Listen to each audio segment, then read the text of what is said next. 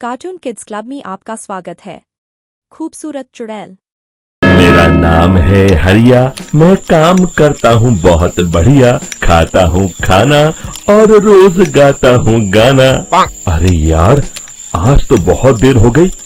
इस खतरनाक जंगल को देखकर तो मेरे हाथ पैर ठंडे हो गए हैं। अगर मैं वक्त पर गांव नहीं पहुंचा तो मालिक बहुत नाराज हो जाएंगे। तभी हरिया को एक आवाज सुनाई देती है। सुनिए हरि जी। अरे, ये आवाज किसने दी? तभी हरिया को सामने कुछ दूर एक औरत खड़ी दिखाई देती है। अरे भाई, ये औरत अकेली इतनी रात को इस जंगल में क्या कर रही है? चलकर पूछना पड़ेगा। फिर हरिया अपनी बैलगाड़ी उस औरत के सामने लाकर रोक देता है और उससे पूछता है। अरे सुनिए, आप इतनी रात को इस खतरनाक जंगल में अकेली क्या कर रही है?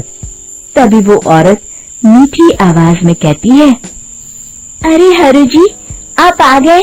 मैं कब से आपका इंतजार कर रही थी। वैसे तो यहाँ से काफी लोग गुजर चुके हैं, लेकिन मैं खास आपका इंतजार कर रही थी।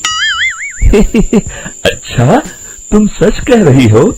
मुझे तो यकीन नहीं हो रहा है। वो क्या है ना, आज तक किसी ने मुझसे इतने प्यार से बात नहीं की।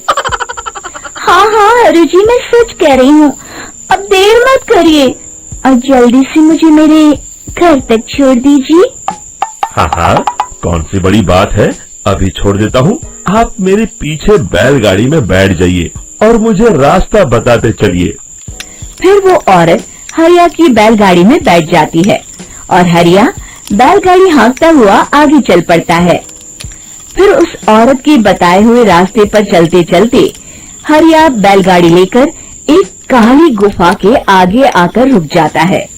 हरिया उस औरत से पूछता है, हाँ देवी जी, आपका घर कहाँ है? यहाँ तो एक गुफा के अलावा और कुछ नहीं है। तभी अचानक वो औरत हवा में उड़ने लगती है। देखते ही देखते उसका सुंदर रूप एक डरावनी चुड़ैल में बदल जाता है और वो जोर जोर से हंसती है। अरे तू तो एक नंबर का बेवकूफ निकला। तू तो बड़ी आसानी से मेरी बातों में आ गया। अरे मर गया रे, ये तो एक चुड़ैल है। हे भगवान बचा ले, ये तो बड़ी डरावनी दिखाई दे रही है। और फिर अगले ही पल हरिया की बैलगाड़ी में रखा सारा सामान हवा में उड़ता हुआ उस काली गुफा के अंदर चला जाता है और वो चुड़ैल भी उस गुफा के अंदर जाकर कहीं गायब हो जाती है। हरिया ये नजारा देख बुरी तरह घबरा और परेशान हो जाता है। अरे, ये चुड़ैल तो मेरा सारा सामान लेकर गुफा में गायब हो गई। अब क्या होगा? अगर मैं गांव खाली हाथ गया तो मालिक मेरी अच्छी खबर लेंगे। मेरी इस बात का कोई यकीन भी नहीं करेगा। फिर आखिर वही हुआ। हरिया के मालिक चंपक सेठ को हरिया की किसी भी बात पर रत्ती भर भी यकीन नहीं हुआ। चंपक सेठ को लगा हरिया झूठ बोल रहा है और उसने ही लालच में आकर सारा सामान हड़प कर लिया है। फिर हरिया को बेईमान समझकर चंपक सेठ उसे काम से निकाल देता है। अगले दिन अपनी दुकान में परेशान बैठा चंपक सेठ गुस्से में बड़बड़ाता है। अरे, दुकान में तो सामान बिल्कुल भी नहीं है। अब मुझे ही शहर जाकर सामान लाना होगा। फिर वो अपनी बैलगाड़ी लेकर शहर चला जाता है। शहर से सामान लेकर जब चंपक सेठ वापस गांव लौट रहा होता है, तभी उसे एक आवाज सुनाई देती है। चंपक जी, ओ चंपक जी। अरे, ये तो कोई मेरा नाम लेकर मुझे पुकार रहा है। फिर उस रास्ते में वही औरत खड़ी दिखाई देती है। फिर क्या था, हरिया की तरह चंपक सेठ भी उस औरत के पास अपनी बैलगाड़ी लेकर जाता है और वो भी उसकी चिकनी चुपड़ी बातों के मुंह जाल में फंस जाता है।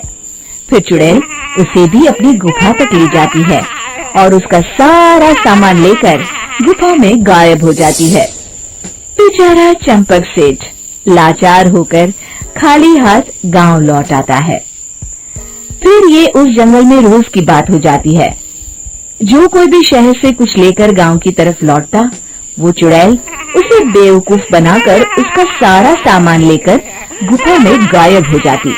एक दिन हरिया एक लकड़हारे को उसी जंगल की तरफ जाते हुए देखता है।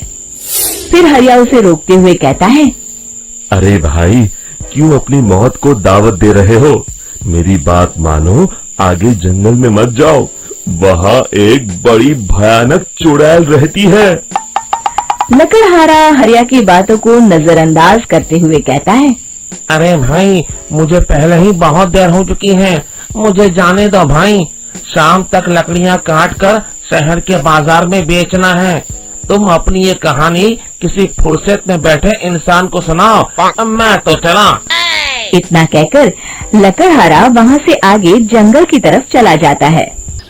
फिर अगले दिन गांव के मुखिया के घर के बाहर बहुत सारे लोग जमा हो जाते हैं। तभी हाथ में कुल्हाड़ी लिए खड़ा लकड़हारा कहता है, अरे मुखिया जी, अब आप ही हमें बचाइए उस जंगल वाली चुड़ैल से। हमारा सारा काम तो शहर से ही होता है। अरे मुखिया जी, उस चुड़ैल की वजह से तो मैं पूरी तरह बर्बाद हो गया हूँ। हम सबको मिलकर उस चुड़ैल का कोई इलाज करना पड़ेगा।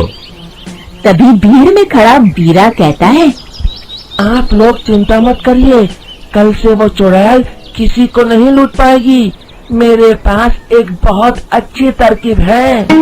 तभी चंपक सेठ उसका मजाक उड़ाते हुए कहता है, अरे तेरा नाम वीरा है तो क्या हुआ?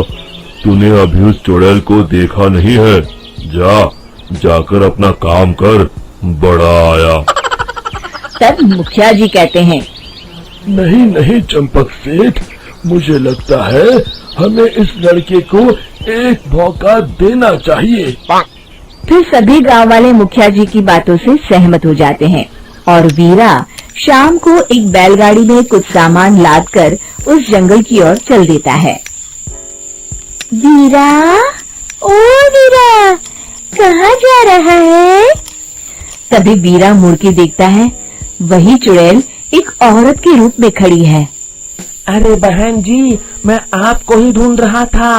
देखिए, मैं आपके लिए क्या लाया हूँ।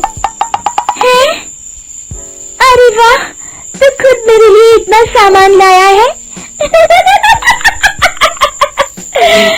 तू ही अकेला गांव में समझदार है। जरा देखो, मैं भी खोल के बड़े भूख लगी है।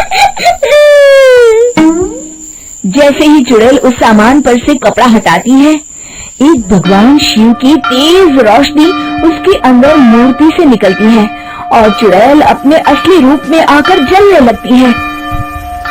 अरे मैं जल रही हूँ, बचाओ!